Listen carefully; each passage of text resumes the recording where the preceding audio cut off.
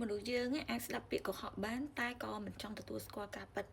ពេលខ្លះពាក្យកុហកវាអាចនឹងងាយស្រួលធ្វើឲ្យអ្នកស្ដាប់ចូលទៅជាតែពាក្យពិតវាតែងតែពិបាកនឹងទទួលយកហើយនឹងពិបាកស្ដាប់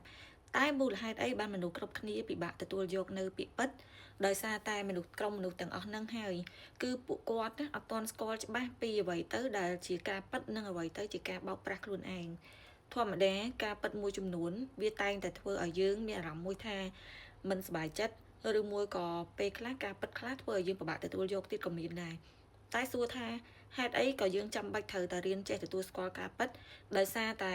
ផ្ដើមចេញពីការទទួលស្គាល់ការពិតនឹងឯងទើបយើងអាចមានជីវិតដែលល្អប្រសើរជាងមុនហើយនឹងអាចរីកចម្រើនជាងមុនបានដោយសារអីដោយសារតែកាលណាយើងស៊ាំនឹងពាក្យដែលគេតែងតែកុហកបោកប្រាស់ខ្ញុំលើកឧទាហរណ៍ជាក់ស្ដែងដោយឥឡូវហ្នឹងយើងកំពុងតែរៀនសូត្រឬមួយក៏ធ្វើកិច្ចការងារអ្វីមួយ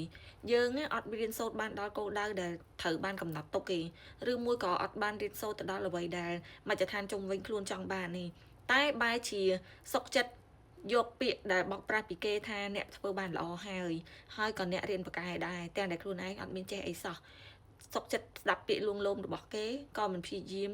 ស្ដាប់ពាក្យពិតរបស់អ្នកដែលចង់ឲ្យយើងល្អប្រសើរដែរព្រោះអីអ្នកដែលចង់ឲ្យយើងល្អប្រសើរពិតណាគេនឹងព្យាយាមប្រាប់យើងពីចំណុចខ្វះខាតរបស់យើងហើយនឹងពាក្យពិតដែលចេញពី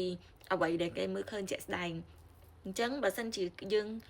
មិនល្អគេនឹងប្រាប់យើងថាយើងមានចំណុចខ្វះខាតត្រង់នេះមួយត្រង់នោះមួយហើយបើសិនជាគេឃើញយើងល្អចំណុចណាគេនឹងប្រាប់ចំណុចល្អទៅកាន់យើងវិញដោយយើងអាចនឹងយកអ្វីដែលជាការល្អហើយនឹងមិនល្អហ្នឹងមកថ្លឹងថ្លែងគ្នាថាតើយើងគួរតែបន្ថែមសមត្ថភាពយើងទៅលើអីគេខ្លះនោះហើយទើបជាមនុស្សដែលអាចជួយអ្នកពិតប្រាកដបានហើយនឹងចង់មើលឃើញអ្នកល្អពិតប្រាកដតែអ្នកខ្លះទៀតដោយសារតែខ្លាចអ្នកខឹងទទួលយកអារម្មណ៍ដែល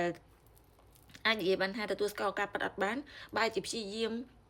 និយាយដើម្បីលួងលោមអ្នកឬមួយក៏អាចនិយាយភាសាអាក្រក់ស្ដាប់ទៅគឺបោកប្រាស់អ្នកនឹងឯងគឺលួងលោមដោយនិយាយថាយើងធ្វើអីក៏ត្រូវយើងធ្វើអីក៏ល្អ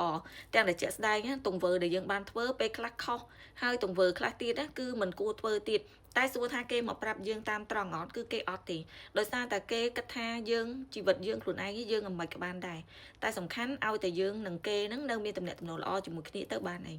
នេះហើយគឺទៅជាបញ្ហាអញ្ចឹងហើយវីដេអូនេះត្រឡប់មកវិញខ្ញុំចង់លើកទឹកចិត្តឲ្យអ្នកទាំងអស់គ្នាកុំចូលចិត្តស្ដាប់ពាក្យលួងលោមច្រើនជាងពាក្យពិតពេកអី